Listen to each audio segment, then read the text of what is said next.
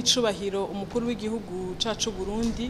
aganutse uyu munsi avuye mu rugendo yaramazemo imisi ibiri mu gihugu kibanyi c'Ubuganda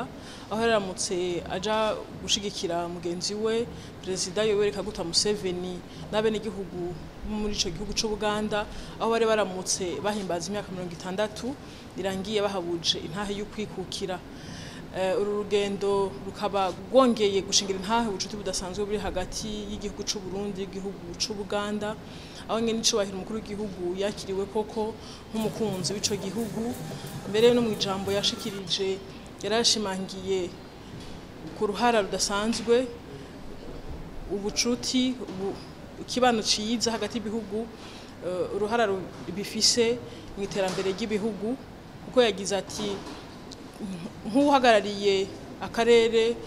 ka Afrika y'ubuseruko ndashira imbere urukundo hagati y'ibihugu hambavu y'ugo rubanza nyamukuru yarabonanye n'abagwizatunga batandukanye bifuza kuza kurangura imigambi yabo hano mu Burundi harimwo ishirahamwe rikomeye cyane risanzwe rihingura isukari rikaba rigiye kuza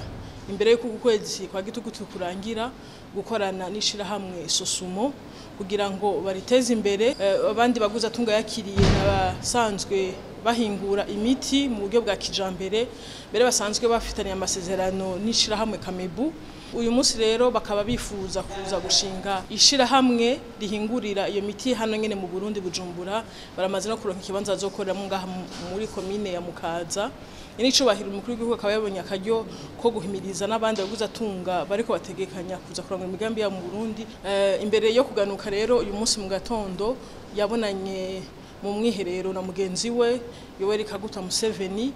aho baganiriye ku bibazo nkoramutima hagati y'ibihugu uko ari bibiri ndetse n'ibibazo vyega akarere. Kabone akaryo kuganira rero aronka impanuro kuri uyo asanzwe akuriye benshi mu makuru b'ibihugu muri kano karere.